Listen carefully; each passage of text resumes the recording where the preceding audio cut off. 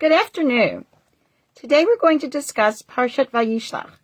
I'm beginning with a picture. This is something that I was using yesterday with my multi-faith leadership team.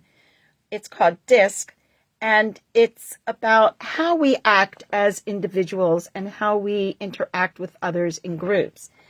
And the exercise was there are 10 people in the group, and we were to each choose the one that best describes us next, and the one that least describes us. And we had a very difficult time. And the reason we had a very difficult time was because none of these 4 quadrant personalities totally encapsulated any of us. So, for example, if one is active and works at a fast speed and is strong-willed and determined and goal-oriented and serious, somehow that is also including controlling. And controlling is not something we want to think about ourselves. And I'm speaking personally now.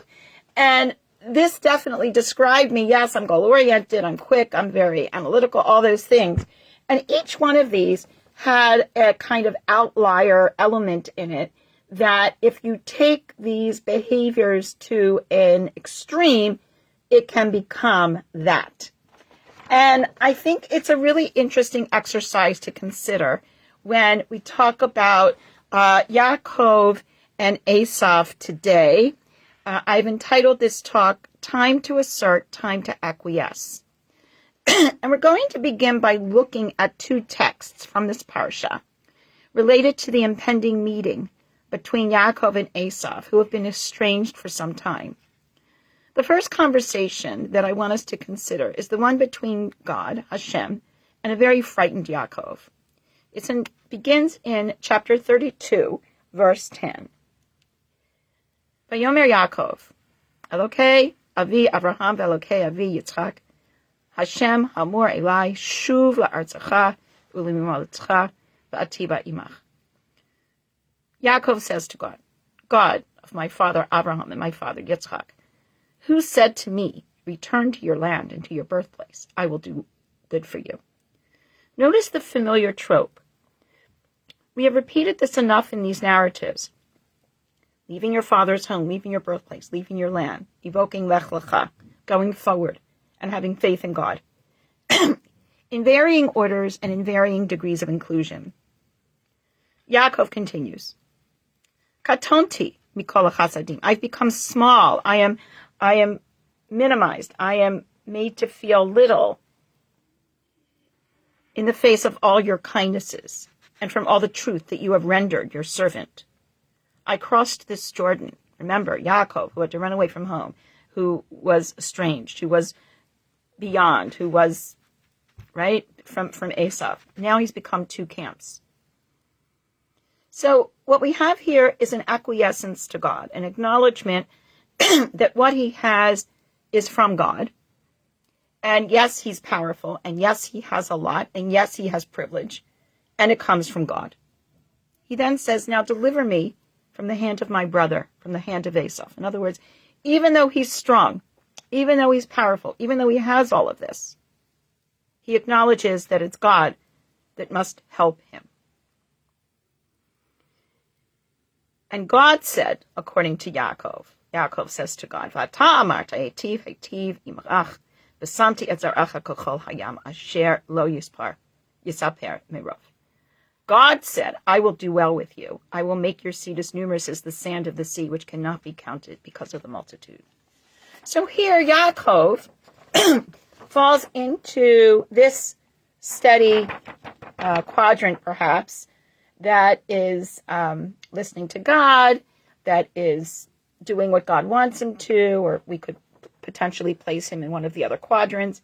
He may seem afraid, he may seem passive, he's afraid going out to Esav.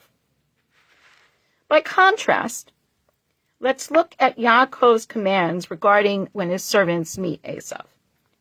We go on with verse 18. And he commanded the first one, saying, when my brother Esav meets you and asks you, to whom do you belong and where are you going? And for whom are all of these before you? You will say, La'avadecha leYaakov. I belong to your servant Yaakov. It is a gift that is sent to my master, to Esav. And behold, he himself is behind us. In other words, the servants are conveying Yaakov's fear by stating Yaakov's subservience to Esau. Is this his personality, or is something else going on here? And what is the expression here? And how does this differ from before when Yaakov was communicating with God? Remember, we are to depend on God before any other human being, and then come to that human being with the humility of ceding to God. Is that what's going on here? Or is it something else? Fear? Honor? Guilt? What other elements could be at play here? What elements in our lives, going back to our diagram, and for those of you that are coming in later, you need to go back to the beginning, I think, but what other elements here lead to those perhaps not so favorable characteristics when we like to think of ourselves as compliant, or we like to think of ourselves as a self-starter, or we like to think of ourselves as analytical? What extreme can it lead to, and how do we keep that balance going? To continue in the text, he then commands the second one, also the third one, also all that follow the herds. And he says, in this manner shall you speak to Esau when you meet him. So he himself is directing how everyone should address Esau. And he says, Gam hena avadacha Yaakov acharenu. Your servant Yaakov is behind us. And then he says, I will appease his anger with the gift that is going before me. And afterwards, acharechen er'el panav ulai yisa panai. Afterwards, when I see his face, perhaps he will not think ill of me. So this is how he went, and this is what was done with the camps that went ahead of him. As an extension of this process, look at these verses of Parak 33. Jacob lifts his eyes, Vayisa Yaakov ve'inav v'yar v'hinei Esav ba v'imo arba me'ot ish. Esau is coming, he's coming with 400 men. He divides his children, he divides his wives, and he places the maidservant and their children first, and Leah and her children after, and Rachel and Yosef last. In other words, what's most important to him, like many people do their armies, unlike, by the way, Israeli armies, where the sergeants go, or the person who's ahead goes in the front, as opposed to others who will send the armies and stay behind. And then he goes ahead of them and bows himself on the ground 7 times until he comes close to his brother. Now, how do we reconcile these texts? The first asking for protection from God, and the second acknowledging his vulnerability in front of Esau, his brother. We know all too well that our patriarchs and our matriarchs are not perfect. And many of the most compelling lessons we learn from them come from the missteps and mistakes, not their triumphs and successes. As I have very often shared, it behooves us to accept and learn from this reality and not go to the default position of justifying or whitewashing what may in fact be the most compelling lessons of all in their original complexities. In this light, let us think about Yaakov's actions in this week's Torah reading as he prepares to and then meets his brother, whom he has not seen for 20 years. He does nothing less than prepare to subjugate himself completely to Esau, his brother. How can this be seen as honorable on any level? How is this similar to, and what refrain do we see repeated here from his years in Lavan's household?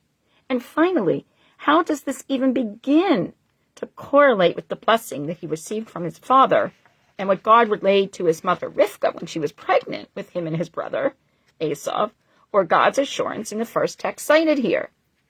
Or might this be, as suggested by many, a tikkun of sorts, refining Yaakov's own personality as he continues on the trajectory of his life journey, holding him in check, if you will, so that he does not become the extreme of any personality type, but rather stays balanced and understands who he is and who he's not.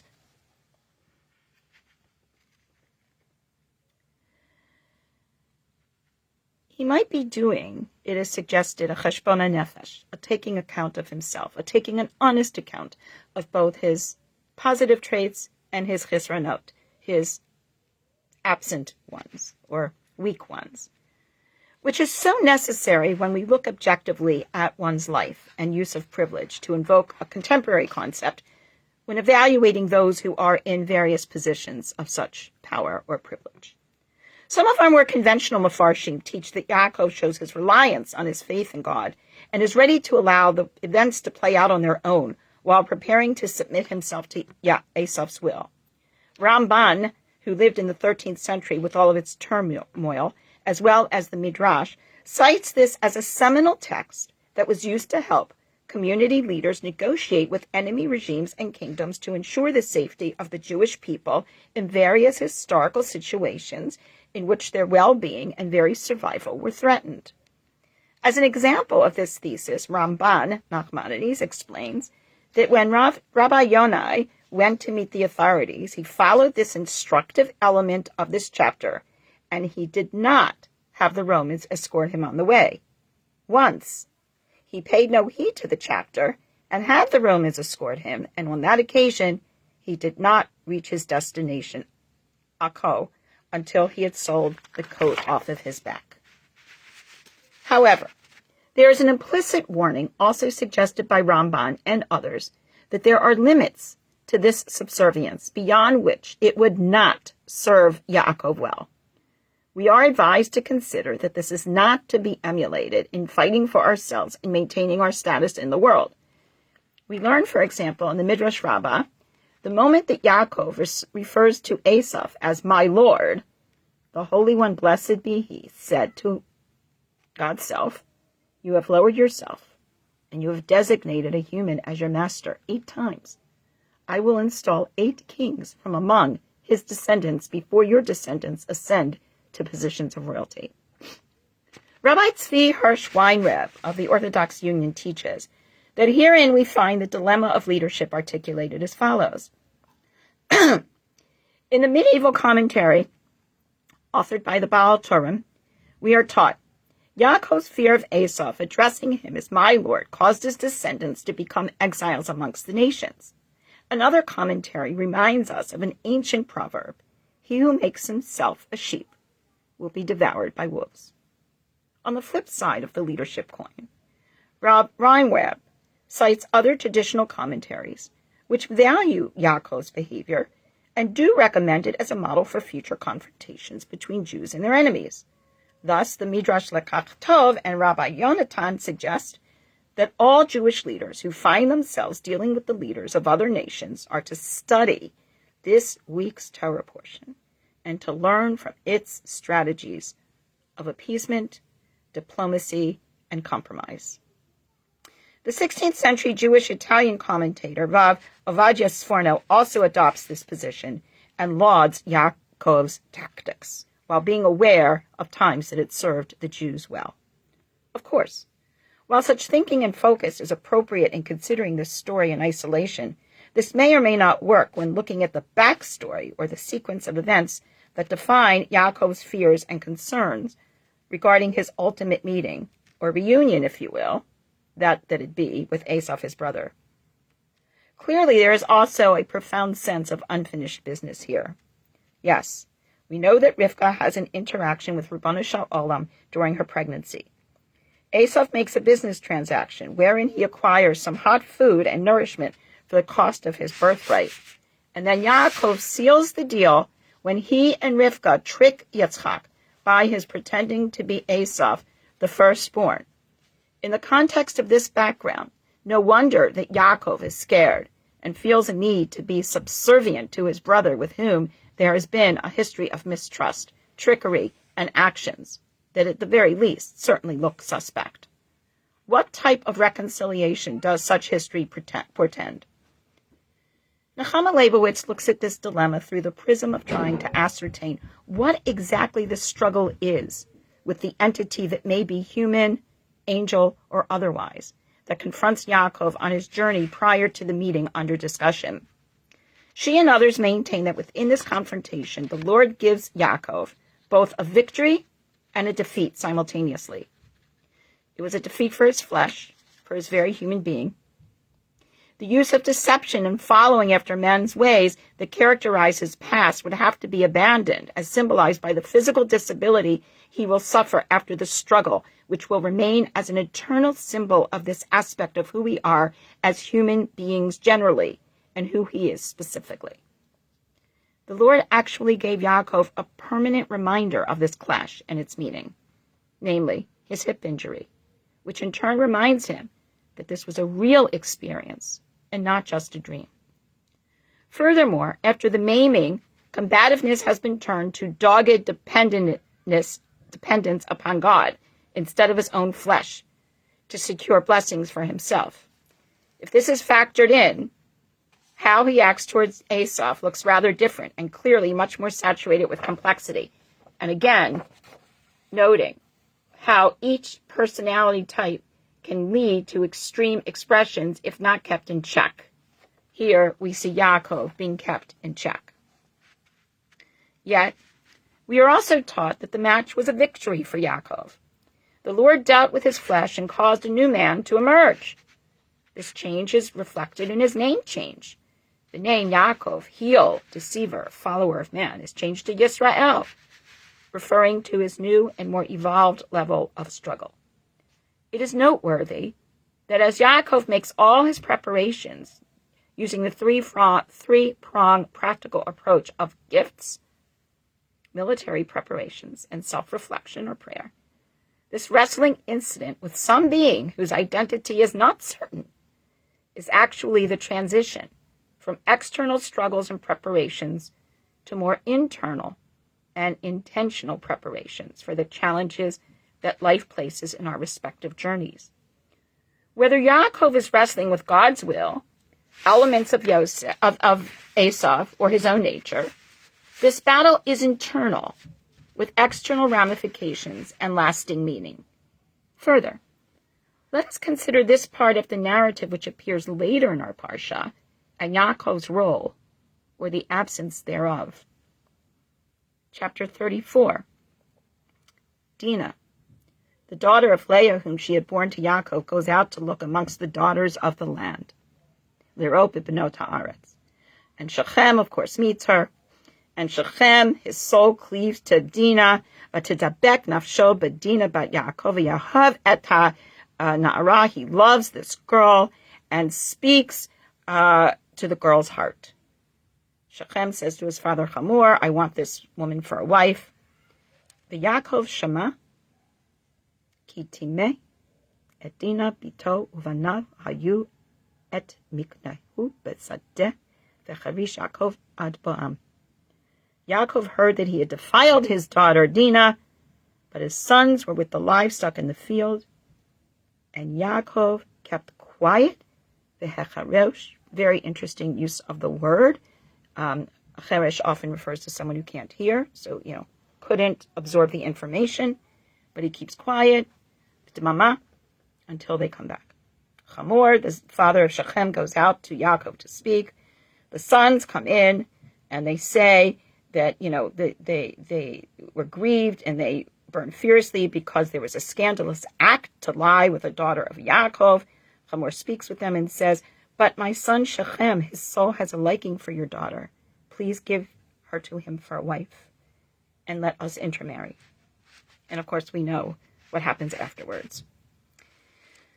Clearly, this conflict with self that we see here, Yisrael, meaning not just wrestling with God, but with oneself, evoking the experience with the dreams and the malachim that were going up and down the ladder once again, resonates with us in our world today as we consider the volatile circumstances in which we find ourselves. We often look at our situation in isolation and often feel justified in our own solution to a given problem or conflict. Similarly, others with a different narrative see their situation from their side. Nechama Leibowitz often taught to ask how a given situation appears to the antagonist as well as the protagonist, and all involved before making any kind of decision or judgment. While doing this, we clearly see that problems and challenges are coded in various shades of gray, virtually never a matter of black or white? Do we just look at this sequence of events from Yaakov's perspective, or from Esau's perspective, or by asking that question, are we missing the point completely? I've always thought that there's a much larger picture here for us to consider. I want to have us learn a bit from Dov Elbaum, an Israeli teacher, television figure, and one from whom I have learned so much in the past from the questions he poses in his weekly Parshat HaShavua sessions with a variety of individuals in Israel. Dov grew up in a Haredi home and separated completely from it, with anger and frustration in his later teen years. He speaks freely of his complete separation from that world and the dysfunction that he observed in it. Yet, the lessons of the texts on whose knees he grew up remain with him and provide his template and frame for looking at the world. Dov teaches us as follows. My journey with the patriarchs extends to my present life. My main and most intense dialogue is with Yaakov, the third and probably the most complicated figure of all patriarchs and matriarchs. The dialogue is especially challenging. Yaakov's childhood stories in Bereshit are very hard to digest morally. It begins, of course, with the description of him as trying to hold his twin brother's ankle at birth to stop him from coming out of their mother's womb first and thus being the firstborn. This person's very name declares his crooked nature, as in biblical Hebrew, Yaakov means just that, crooked.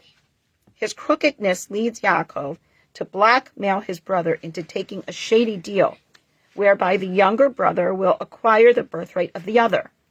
And naturally, there is the sinister and awful deed of Yaakov the crooked and his mother, who plot to deceive the old and blind Isaac, Yitzchak, misleading him to think that Yaakov is his beloved son Esau, in order to have Yaakov receive the blessing from Yitzchak that was intended for Esau, so we are told. These stories, continues Dov Elbaum, which distanced me from Yaakov for so many years, suddenly became the reason why I found him so fascinating. Today I understand that the path Yaakov chose since childhood in trying to buy his father's blessing with a lentil stew is significant. I'm no longer angry with him for committing acts of deceit because I understand that we are all driven by an early yearning for an instant, quick, immediate, and superficial blessing. In other words, we all, no matter what our characteristics are, no matter what our personality type is, are subject to extremes that can lead us to actions that are less than honorable. I smiled to myself and realized how childish it is. Today, after conversing for so many years with Abraham and Yitzchak, continues Elbaum, who also searched each in his own way for a life of blessing, I know that no one can steal a blessing from another one. I know, says Dov Elbaum, that a blessing can occur only in the wake of a profound change in ourselves. I appreciate that blessings and curses are in fact of our own doing. He continues, I am very happy to hold these dialogues with Yaakov. We can talk about things that preoccupy me at my current age and where I am in life. I can talk to him about high achievement and property and finance. I can talk to him about parenthood and obviously about an issue that preoccupies me a lot, relationships. As you know, Yaakov was an expert on the subject. He had 4 wives. I consider the Tanakh, the Torah, as a book of a people-loving culture that wishes to help people find their own path in life. In this sense, Dov Elbaum tells us that he has reconciled himself with the families of Bereshit, and that Bereshit itself is a book that educates all of us by employing literary and aesthetic devices as well as real stories about real people. These stories are told to us from a moral, existential, and a human perspective. And finally, he says, Avraham has taught me to pave a new path. I've learned from Sarah to believe in the possibility of wonders and miracles. Yitzchak has taught me how to heal and recover from the deep wounds that tear our life apart. And I also learned from him how to succeed in my own life by making a genuine effort rather than opting for conflict or deceit. and from Yaakov. Starting out in life somewhat crooked and holding on to the heel, he slowly learned from the blows life delivered him to mend his ways, and then, like it or not, he undergoes a profound transformation. Once more, he becomes worthy of the blessing, which he had outrageously tried to steal away from his brother by using deception and lies. Aviva Zornberg, whom I've been using a lot to understand these patriarchs and matriarchs of ours, also teaches about the importance of this process of understanding the vicissitudes of life, and when we fight and forge and head, and when we acquiesce, understanding that we will always live with conflict. She says, the Torah records that Yaakov arrived safely, shalem, at his destination. Shalem means whole. That is the primary motivation. Yaakov's journey, with all of its vicissitudes, is a pursuit in wholeness. We are witnessing this journey of Yaakov on stages towards wholeness in our own lives, beginning with the naming of fear and anxiety, through encounter with God, self and others, towards being shalem. She goes on and explains that in this seeking shlemut, this wholeness, there will be times where we assert ourselves, and there will be times when we hold back. Thus, a mixture, but not specifically in one quadrant or another. There are many sides to all of us, just as there are many sides to God. And this is what she wants us to learn. She continues. While we acknowledge that Yaakov is fearful of his meeting with Esau, he has no control over Esau, only himself. To alleviate fear and distress, he can only alter his own attitude, expectations, and behavior. Realizing this is a painful and humbling process. To understand, to come to terms with, and realize that at the core of our being, life is challenging, and we will have to meet these challenges, is sometimes just too much. This is the challenge that Yaakov wrestles with, that is the center of the most stunning, powerful, and enigmatic passages that follow. Yosef was left alone, and a man wrestled with him until the break of dawn. And we spoke about the dark spaces in Yaakov's life. Zornberg teaches that this moment is a therapeutic encounter. Yaakov's own shadow self. In this journey towards wholeness, he must wrestle with his inner demons. He must delve inwards to better understand his own psyche. This encounter will change Yosef. He's given a new name, Yisrael, he who struggles with God. And by seeing God face to face, comes closer to understanding himself. The pain and the power of this experience is mapped symbolically into Yaakov's injured thigh. So Aviva Zornberg brings together both the positive and the negative. The win also comes at a cost. And we have to acknowledge that. We cannot always assert ourselves, hoping for a win. Sometimes we have to acquiesce and accept that there are limits to what we can do. To revisit an important concept from several weeks ago, this very consequence is also highly symbolic of the more abstract change and evolution of his experience, his life, and ultimately his legacy. So, in closing, as we think about Dov Albaum's words, Nechama's teachings, Aviva's commentary, and what I imagine to be the crinkled forehead of many of our Mefarshim when they consider Yaakov, his early life, his dreams, the change of his name, and all that means, his demeanor towards Esau, maybe what we are really looking at is a trajectory of outer Yaakov, holding on to that quadrant of fighting, being sneaky and conniving, juxtaposed with inner Yaakov, the thoughtful, intentional, that has to emerge, acknowledging that blessings cannot be stolen but they must be earned. Relationships will not be perfect. God has God's ways, and we will all have our share of challenges. I do hope that he has learned these lessons, because as we see in the coming weeks, this too will be sorely tested as the family over which he is the patriarch continues their journey. So it is with us, and the very nature of being human, with our lives presenting times when we are indeed active and assertive, and at times when we are compliant and not so much taking that initiative, but looking around us and seeking out what we can realistically do. Shabbat Shalom to all. Lihitraat.